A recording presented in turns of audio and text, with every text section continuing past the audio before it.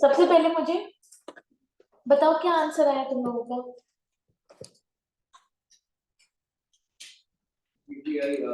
Are N OR के case में 3,52,000, are but N OR के केस में 2,18,000, एन आर के केस में 1,83,000।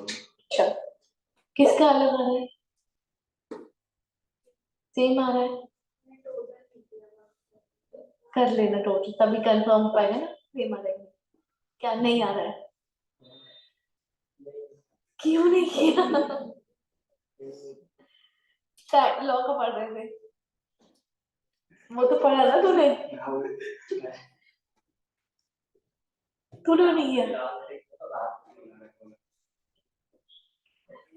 चलो ठीक है, क्वेश्चन देखो मैंने शीट में डाले हैं।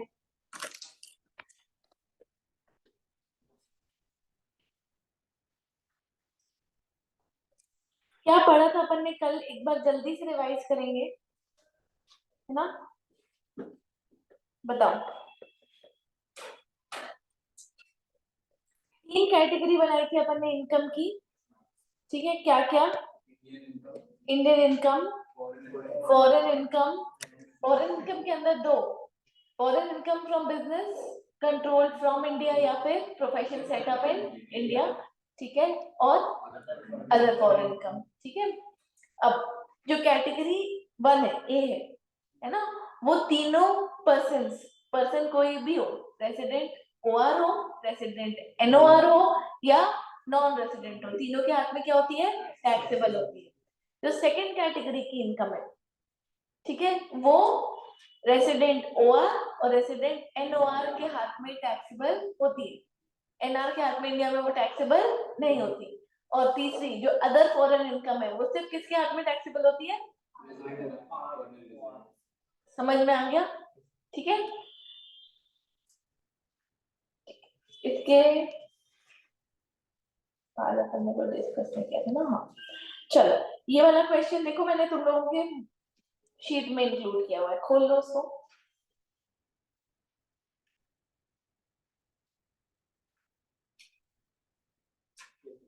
ठीक है, स्टडी मटेरियल का क्वेश्चन है।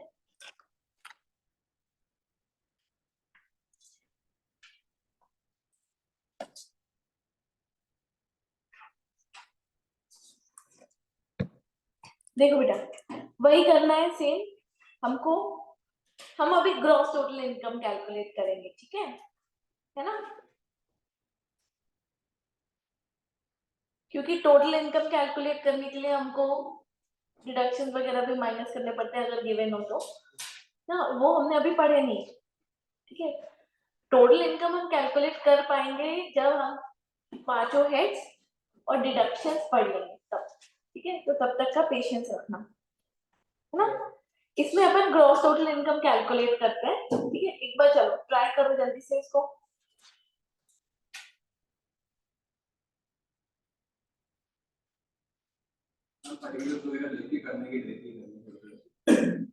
वो लिख के करो ना फटाफट, छोटा सा ही है, 5 ही पॉइंट।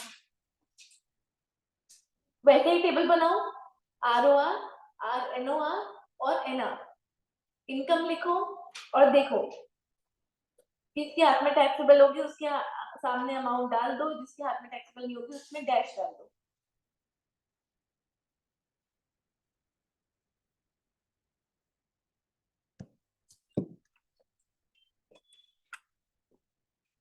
रचित ऑनलाइन है ना? रचित, ये वाला क्वेश्चन, कल वाला क्वेश्चन कर लिया है क्या चैट में? बता दो मुझे। Yes ma'am. अच्छा, और अभी ये वाला करना है, ठीक है? एक बार ट्राई करो फिर डिस्कस करते हैं। ओके। मैं स्क्रीन फ्रीज कर रही हूँ, ठीक है?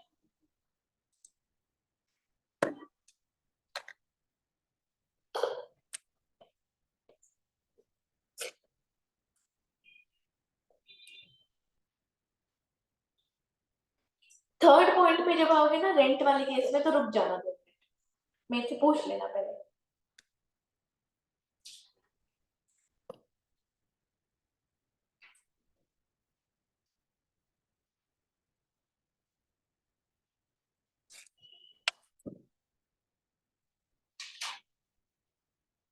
सी वाला जो पॉइंट है ना, उसमें रुकना।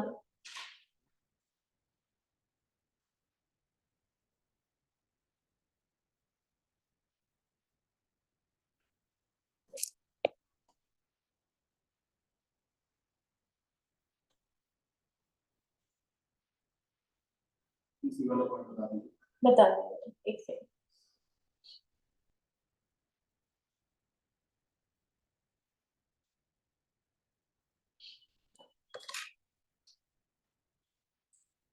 मैम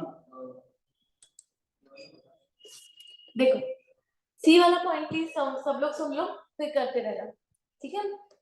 जब भी लिखा होता है इनकम फ्रॉम हाउस प्रॉपर्टी, ठीक है, तो मतलब वो हाउस प्रॉपर्टी की इनकम हमको कंप्यूट करके दी हुई है, उस हेड के हिसाब से इनकम क्या करके दी हुई है, कंप्यूट करके दी है। तो हमको वहां दिमाग नहीं लगाना, हम जब ग्रॉस टोटल इनकम निकालते हैं, याद है चैप्टर 1 में सीखा था, तो हम income from salary, income from house property, profit and gains of business और प्रोफेशन, है ना, कैपिटल गेन्स और इनकम फ्रॉम अदर सोर्सेज, ये सब ऐड करते थे तो क्या आ जाता है, ग्रॉस टोटल इनकम, ठीक है।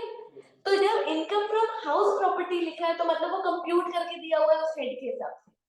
पर जब रेंट लिखा हुआ है, जब क्या लिखा हुआ है, रेंट फ्रॉम प्रॉपर्टी, तो मतलब वो कंप्यूट करके नहीं दिया। अब वो तो हम हेड में सीखेंगे कि कंप्यूट कैसे करते हैं। मैं अभी एक छोटी सी चीज तुम लोगों को बता देती हूँ, ठीक है। जो भी रेंट होता है ना, उसका 30% 30% डिडक्ट हो जाता है और सिर्फ 70% अमाउंट ग्रॉस टोटल इनकम में जुड़ता है। इसके अलावा भी डिडक्शंस माइनस होते हैं, बट वो हम सीखेंगे डिटेल में, कहाँ पर, हाउस प्रॉपर्टी के हेड, ठीक है। हम नेक्स्ट हाउस प्रॉपर्टी का ही हेड चालू करेंगे, है ना। तो पर अभी हमको जीटीआर निकालना है ना, और दिया हुआ है क्या, रेंट। अगर रेंट लोगे, टैक्सेबल है किसी के हाथ में, तो 30% माइनस करने के बाद वाला अमाउंट लेना, ठीक है। 75,000 में से 30% माइनस कर दो, जो बचा हुआ अमाउंट है वो तुम जीटीआई में ऐड करो, अगर करना है तो, एज पर द पर्सन, है ना।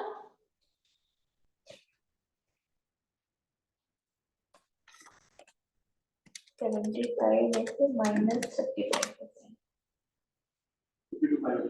हाँ, 50 to 500 will be added in GTI.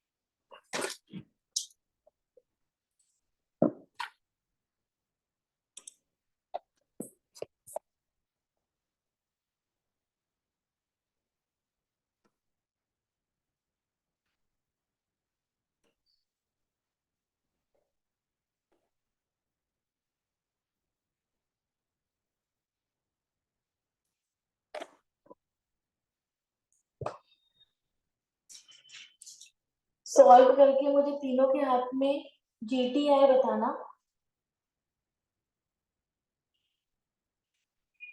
उसके बाद मैं 2 नोट्स लिखवाऊंगी इसी क्वेश्चन के। कोई भी अपन स्पेशल ट्रीटमेंट करते हैं तो उसका नोट लिखते हैं जरूर से, ठीक है।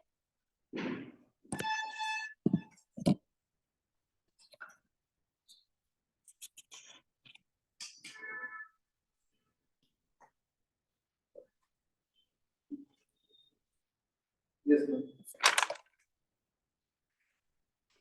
हम्म,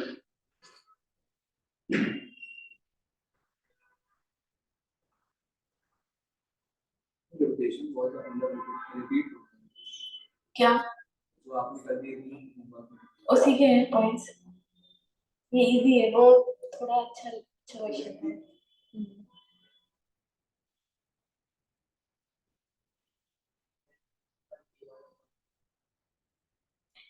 शॉर्ट टर्म कैपिटल गेन है from sale of share of an Indian company.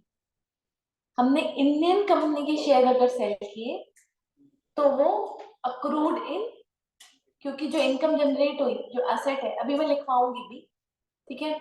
अभी जब अपन डीम टू अक्रू और राइज इन इंडिया लिखेंगे ना, तब उसमें भी आ जाएगा ये कि अगर आप कोई असेट जो कि इंडियन असेट है, इंडिया में सिचुएटेड है, वो अगर आप सेल करते हो, पैसा बाहर भी मिल रहा है तो भी, ठीक है, वो अक्रूड इन इंडिया मानी जाती है इनकम, ठीक है, तो वो इंडियन इनकम है, कैटेगरी नंबर 1, ठीक है, तो वो तीनों के हाथ में टैक्सेबल होगी, आरओआर के हाथ में भी, आरएनओआर के हाथ में भी और एनआर के हाथ में। मैम ये रेंट वाली बात पे पॉइंट है। हाँ बेटा, कोई नोट लिखवाऊंगी ना तो।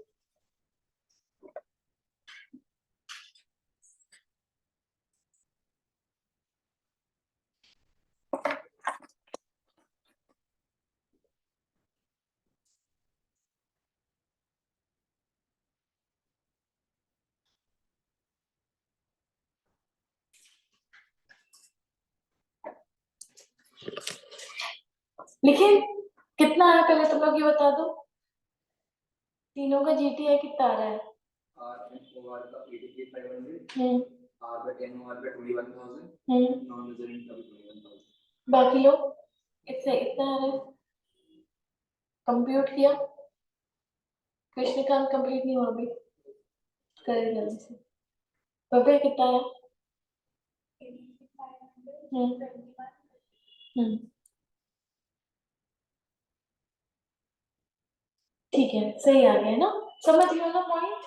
चलो नोट डालो, नोट नंबर 1, कृष्णकांत पहले नोट लिख लो बेटा, नोट नंबर 1 लिखो।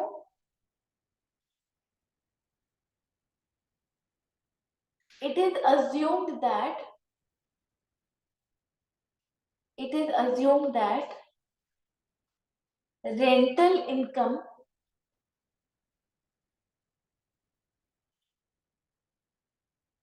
rental income is gross annual value. Rental income is gross annual value of property. अब gross annual value क्या होती है उसके लिए थोड़ा सा वेट करना, हाउस प्रॉपर्टी में सब सीखेंगे, ठीक है। Gross annual value of the property. Deduction at the rate 30%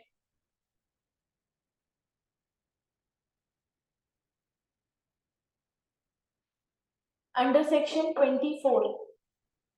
Deduction at the rate 30% under section 24 has been provided.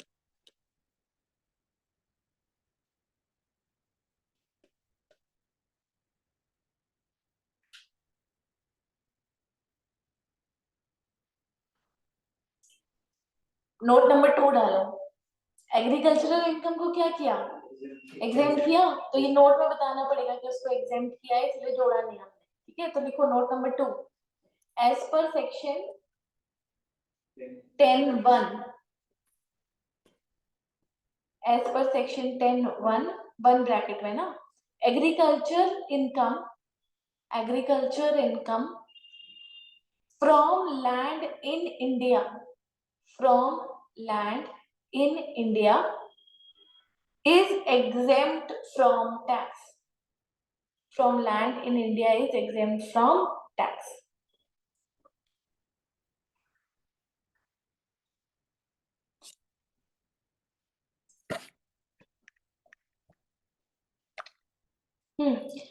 Ramesh Suresh वाला क्वेश्चन देखो,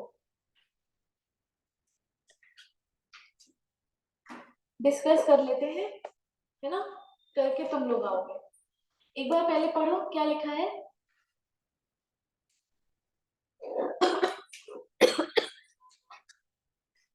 Ramesh and Suresh are brothers and they earned the following income during previous year 23-24. Ramesh settled in Canada in the year 1996 and Suresh settled in Delhi. Compute the total income of the assessment year 24-25 assuming that both have exercised the option of shifting out. हमको tax नहीं निकालना है अभी, हम total income भी नहीं निकाल पाएंगे अभी, हम सिर्फ क्या निकालेंगे, जीटीआई, ठीक है, क्लियर है, क्योंकि अपन को टोटल इनकम के लिए तो डिडक्शन वगैरह बताना चाहिए। तो देखो रमेश कौन है, कनाडा में सेटल है, तो ये कौन है बेटा, नॉन रेसिडेंट है,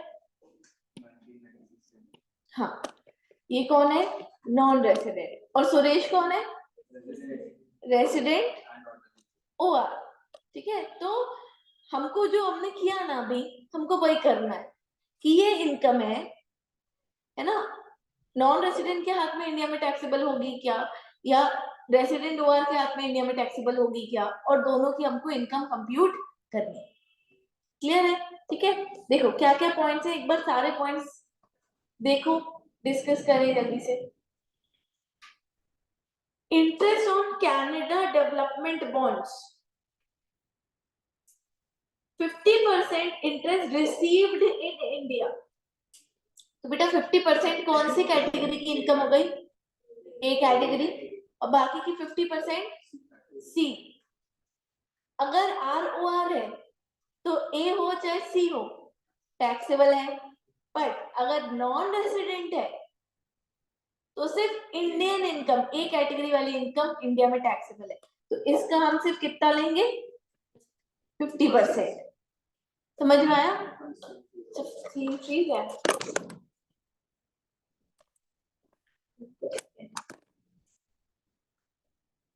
ठीक है, क्लियर है? इसका हम क्या लेंगे? Full amount.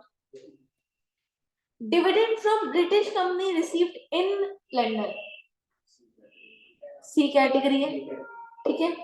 अब अगर रेसिडेंट ओआर है तो कोई फर्क ही नहीं पड़ता ना, कोई भी इनकम अगर टैक्सेबल है तो वो उसके हाथ में टैक्सेबल इंडिया में होगी।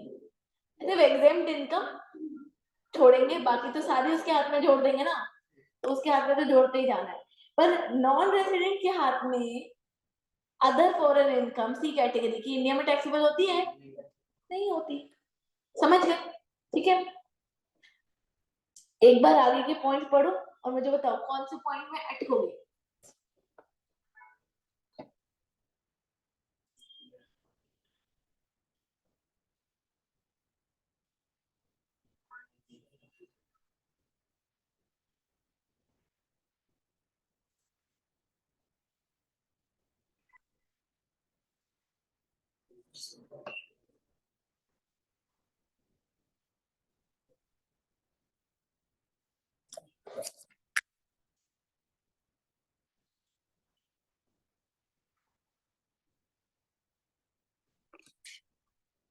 मैम ये डिडक्शन मिल जाएगा क्या LIC? हाँ मिलता है, बट अभी अभी अपन जीटीआई निकाल रहे हैं ना, तो अभी अपन इसको कंसीडर नहीं करते। ठीक है, जो LIC आप पे करते हो उसका आपको डिडक्शन मिल जाता है। ठीक है, इनफैक्ट ये पॉइंट नंबर 7 में भी एक डिडक्शन है। ठीक है, बट अभी डिडक्शंस में नहीं जाओ, है ना, जब पढ़ेंगे तब जाएंगे। अभी तो हम सिर्फ उसको ऐड कर देंगे जीटीआई। जीटीआई निकालने के बाद फिर हम माइनस करते हैं डिडक्शन, तो कोई दिक्कत नहीं। ठीक है, जो हेड्स के अंदर का डिडक्शन होता है ना, वो हम तुरंत तुरंत माइनस करते हैं जीटीआई निकालने से पहले। बट जीटीआई निकालने के बाद जो चैप्टर 6 के डिडक्शंस होते हैं वो बाद में अपन माइनस करते हैं। GTI minus GTI minus deductions क्या आता है? टोटल। ठीक है, तो अपन को इसका भी डिडक्शन नहीं लेना है, 10th वाला डिडक्शन भी माइनस नहीं करना है। ठीक है, तुम लोग मुझे सिर्फ बताओगे जीटीआई। 9th पॉइंट में इसको भी एनुअल वाली इनकम इसमें माइनस करेंगे 30%, क्योंकि रेंट रिसीव लिखा है। क्लियर है ना? इनकम फ्रॉम हाउस प्रॉपर्टी नहीं लिखा है। इनकम फ्रॉम हाउस प्रॉपर्टी लिखा होता तो मतलब वो कंप्यूट करके दिया हुआ। ठीक है, क्लियर है? बताओ।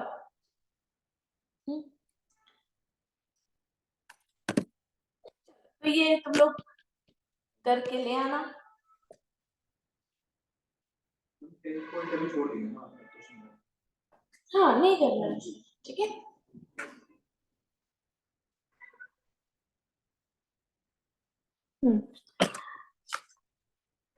चलो देखो, अपने नोट्स में भी देख सकते हो, सेक्शन 7 होगा, उसमें income deemed to be received in India, छोटा सा चार्ट बना होगा। बना है क्या? एक बड़ा चार्ट बना है, उसके ऊपर एक छोटा चार्ट बना हुआ है, income deemed to be received in India. 3 points है, 1 2 3। हाँ, अभी हमको इसकी डिटेलिंग में बिल्कुल नहीं जाना है। ये तीनों पॉइंट सैलरी हेड के हैं, तो हम सैलरी हेड में ही सीखेंगे। सिर्फ रीड कर लो अभी के लिए, क्या लिखा है रीड करो। पहला, मैं एक्सप्लेन करती जाती हूँ। मैं यहाँ मॉड्यूल का प्रिंट दिखा देती हूँ।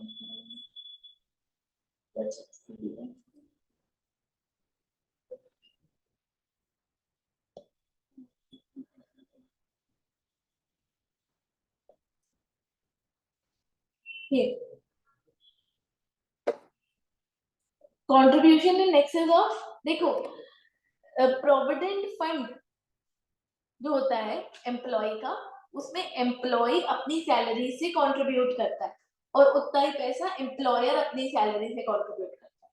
तो वो बोल रहे हैं अगर 12% से ज्यादा कंट्रीब्यूशन हो रहा है तो 12% से ऊपर जितना भी अमाउंट जा रहा है वो सब deem to be received in India मान लिया जाएगा, वो कहीं भी मिला। एक्चुअली तो वो प्रोविडेंट फंड में गया ना, आपको तो मिला ही नहीं वो पैसा, ठीक है, और वो मिलेगा कब, रिटायरमेंट के बाद, ठीक है, पर वो मान लिया जाएगा कि आपको क्या हो गया है, मिल गया है, ठीक है, तो आपके हाथ में टैक्सेबल हो जाएगा। और उस प्रोविडेंट फंड में जो इंटरेस्ट आ रहा है हर साल, वो भी अगर 9.5% से ज्यादा आ रहा है तो जो एक्स्ट्रा वाला अमाउंट होगा वो क्या होगा, आपका मान लिया जाएगा कि वो रिसीव हो गया है। रिसीव हो गया मतलब वो आपकी क्या है, इनकम, ठीक है, इंडियन इनकम, तो वो आपके हाथ में क्या हो जाएगी, टैक्स, ठीक है। बाकी इसकी डिटेलिंग अपन सैलरी हेड में सीखेंगे। प्रोविडेंट फंड क्या होता है, कितने टाइप के होते हैं, ठीक है, कौन से प्रोविडेंट फंड के पैसा टैक्सेबल होगा, कौन से वाले का नहीं होगा, पूरा डिटेल में टॉपिक है, ठीक है, तो डोंट वरी। कंट्रीब्यूशन सेकंड लिखा है, कंट्रीब्यूशन बाय सेंट्रल गवर्नमेंट और other employer in the previous year under the pension scheme, ठीक है, एक पेंशन स्कीम है, न्यू पेंशन स्कीम बोलते हैं अपन, उसमें सेंट्रल गवर्नमेंट ने या एम्प्लॉयर ने एम्प्लॉय के अकाउंट में जो भी जमा किया है, एम्प्लॉयर ने एम्प्लॉय के न्यू पेंशन स्कीम वाले अकाउंट में जो भी पैसा जमा किया है वो ऐसा मान लिया जाएगा कि एम्प्लॉय को मिल गया, ठीक है, तो वो एम्प्लॉय के हाथ में क्या हो जाएगी, इंडियन इनकम, और वो उसके हाथ में क्या हो जाएगी, समझ में आया, ठीक है। और थर्ड लिखा है, देखो मैंने बोला ना बहुत सारे टाइप के प्रोविडेंट फंड पढ़ेंगे, तो उसमें से एक रिकॉग्नाइज, एक है अनरिकॉग्नाइज, ठीक है, तो अमाउंट ट्रांसफर हुआ है अनरिकॉग्नाइज प्रोविडेंट फंड से टू रिकॉग्नाइज प्रोविडेंट फंड, ठीक है, तो उसमें जो एम्प्लॉयर का कंट्रीब्यूशन वाला हिस्सा है और जो इंटरेस्ट वाला हिस्सा है, ऐसा मान लिया जाएगा कि वो एम्प्लॉय को मिल गया, मिल गया तो इंडियन इनकम बन जाएगा वो, क्लियर है। आपको मिला नहीं है एक्चुअली में, आपने अनरिकॉग्नाइज से रिकॉग्नाइज प्रोविडेंट फंड में डाला, पर ऐसा मान लिया जाएगा कि वो आपको पैसा मिल गया, ठीक है, क्लियर है। बाकी की डिटेलिंग इसकी कहां पर, सैलरी है, ठीक है। देखो दो तरीके के प्रोविडेंट फंड है, अनरिकॉग्नाइज और रिकॉग्नाइज। जब अनरिकॉग्नाइज से रिकॉग्नाइज में ट्रांसफर करते हो अमाउंट अपना, ठीक है, तो उसमें दो हिस्से होते हैं, एक आपने खुद जमा किया और एक एम्प्लॉयर ने जमा किया आपके लिए, और इंटरेस्ट का हिस्सा, तीन। तो एम्प्लॉयर ने जो जमा किया था और इंटरेस्ट का जो हिस्सा, वो ऐसा मान लिया जाएगा कि आपको मिल गया, deem to be received in India मान लिया जाएगा, तो वो क्या बन जाएगा, इंडियन इनकम, और वो क्या हो जाएगा, एम्प्लॉय के हाथ में टैक्सेबल, ठीक है, कौन से में, सैलरी वाले है, ठीक है, क्लियर है। हाँ अगर इसे इस लिमिट से कम रहेगा तो टैक्सेबल, वो पढ़ेंगे अपन सैलरी वाले है, ठीक है, उसमें एग्जेम्पशन है। चलो एक और चार्ट निकालो,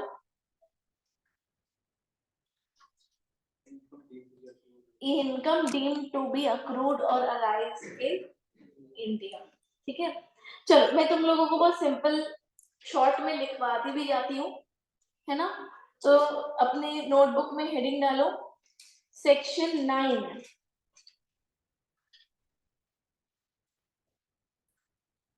हेडिंग डालो section 9,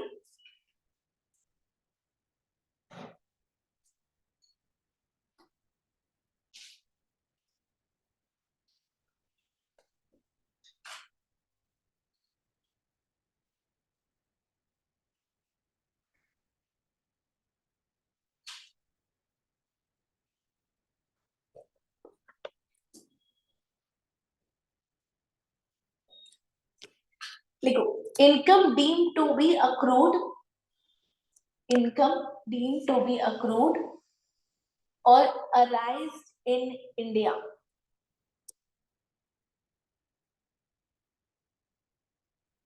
Income deemed to be accrued or arised in India.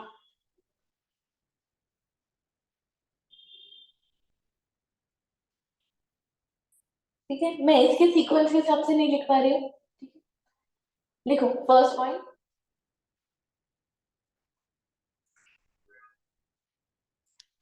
Dividend paid by Indian company. Dividend paid by Indian company outside India. Dividend paid by Indian company outside India. ये तो बहुत simple है, ये तो हमने ऊपर question में cover भी कर लिया है. ठीक है, कि अगर इंडियन कंपनी डिविडेंड पे कर रही है ना, तो वो डीम टू अक्रू और राइज इन इंडिया, ऐसा मतलब इंडिया से ही अक्रू हुई है, राइज हुई है, ऐसा माना जाएगा. ठीक है ना. अगर सेक्शन नंबर लिखना है तो वो है सेक्शन 914.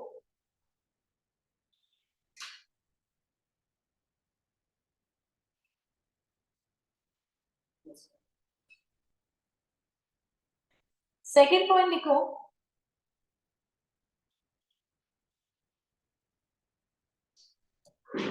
सेकेंड पॉइंट लिखो. salary received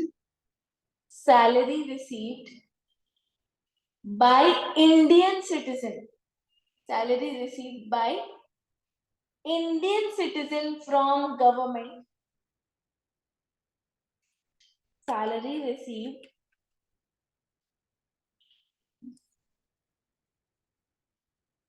by Indian citizen from government for services rendered outside India. For service rendered outside India. अगर तुम लोग नोट्स देखोगे, ठीक है, नोट्स में ये वाला पॉइंट है थर्ड नंबर पे. उसके जो पॉइंटर्स हैं वो देखो. Income should be chargeable under the head salaries, है ना. कौन दे रहा है? गवर्नमेंट. किसको दे रहा है? इंडियन सिटीजन को. ठीक है, जो इंडियन सिटीजन इंडिया के बाहर सर्विस रेंडर कर रहे हैं. जैसे कि तुम लोगों को पता है एम्बेसी होती है ना.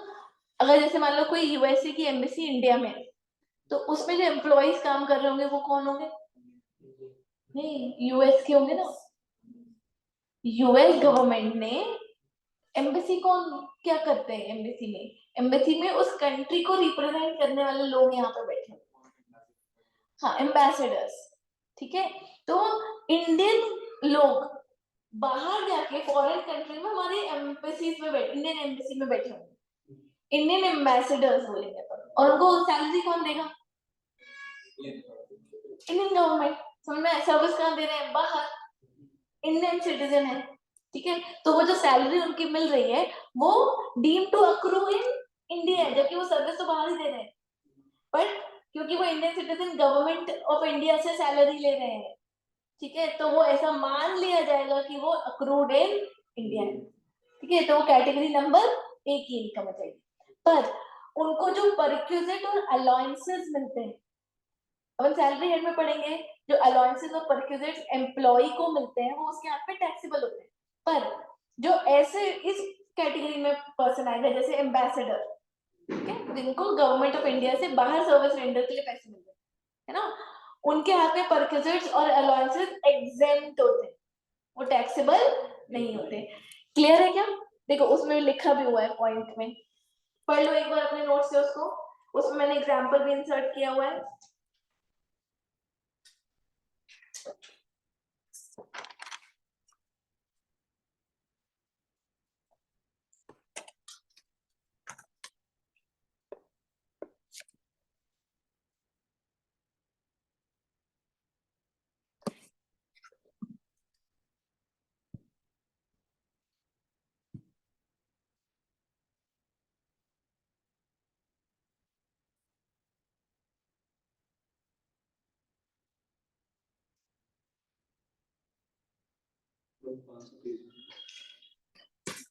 एक तुम लोग उसकी कंटिन्यूएशन में पेज नंबर डाल लेना, है ना? नहीं मिला तुझे? सेकेंड लास्ट पेज नंबर में देख, उसके बाद ये वाला डेविड वाला क्वेश्चन भी डाला हुआ है मैंने, उसके जस्ट पहले ये वाला पॉइंट है ना।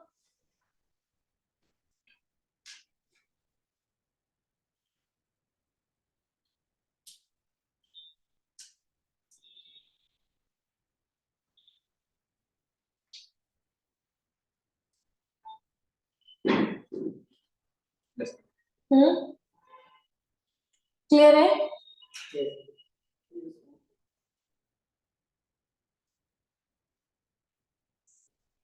क्वेश्चन देखे ये वाला? हाँ अच्छा, इसी पॉइंट में अभी और लिख पाऊंगी मैं, ठीक है? अभी तो अपन ने 2 ही पॉइंट्स करते हैं, फिर बहुत सारे पॉइंट्स है ना।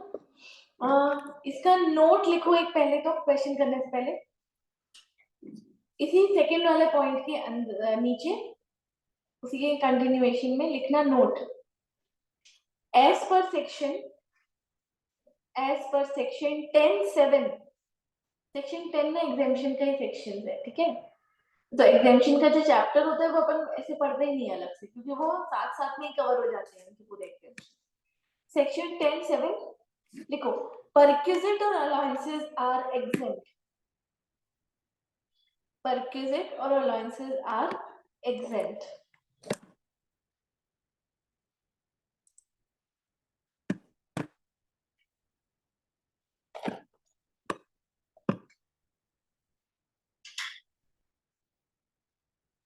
देखो क्वेश्चन देखो,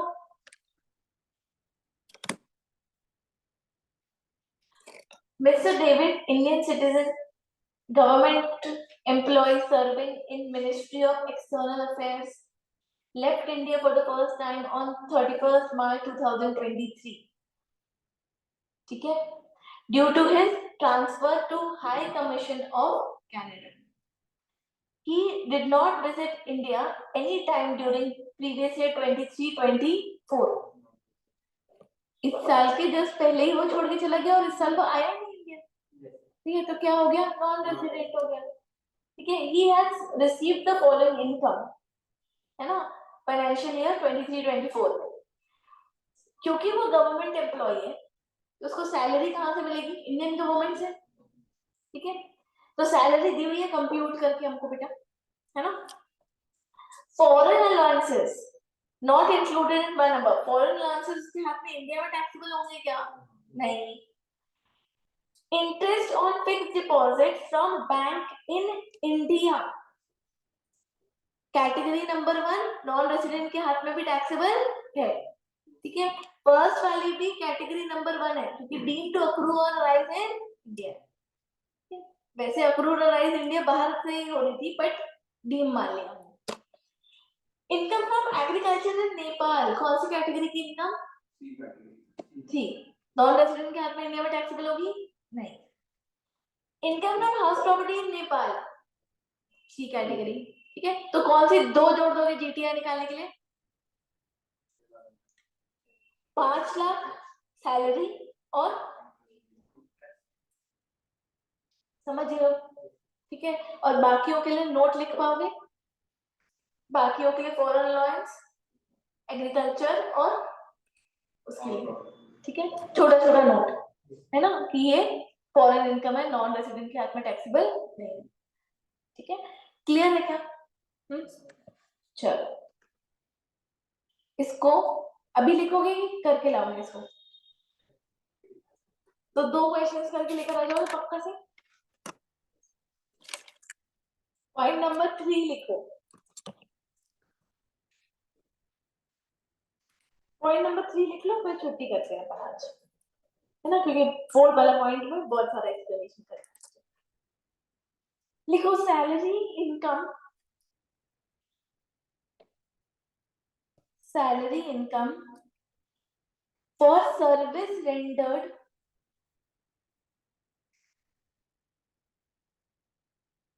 salary income for services rendered in India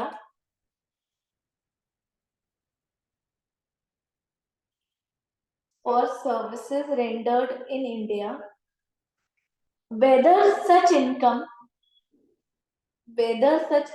is received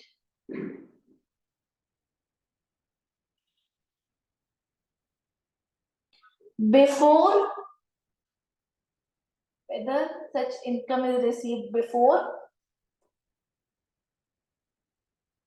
or after service. Example लिखो, gratuity, pension, leave salary, 3 example देख लो, gratuity, pension, leave salary etcetera. समझना, कोई पर्सन इंडिया में सर्विस रेंटर कर रहा था, तब तक तो उसको सैलरी यहाँ मिल रही थी, यहाँ पे टैक्सेबल हो रही थी, तो बेटा वो रिटायर हो गया, रिटायर होने के बाद वो कनाडा में सेटल हो गया, अब उसको पेंशन तो मिलती है ना, और पेंशन उसको कौन सी सर्विस के लिए मिलती है, जो कि उसने इंडिया में दी थी। अब वो कनाडा में सेटल है, पेंशन भी उसको वहां मिलती रहती है, ठीक है, और वो पेंशन इंडिया में टैक्सेबल है, समझना।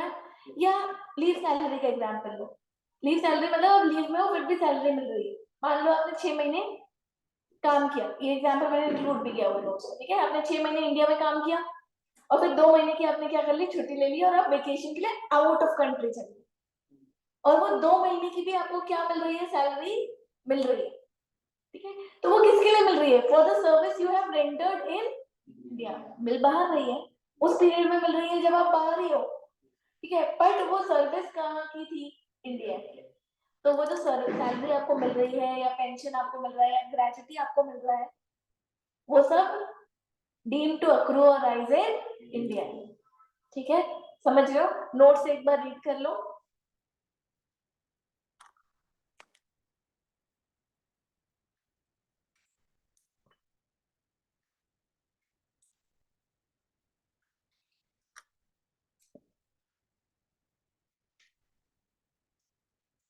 वहां उस वाले नोट से कौन से पॉइंट में, पॉइंट नंबर 2 देखना,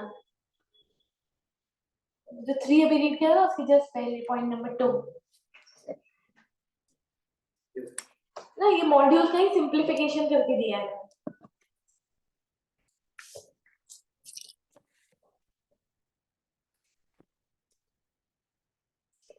सेवेंथ को अपन 7th या 8th में बता दूंगी,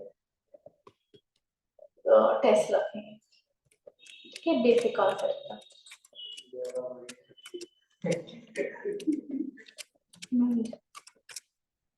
आज अन्ना मैम का बर्थडे है, आप सबकी विश कर देना, रिकॉर्ड भी हो गई है।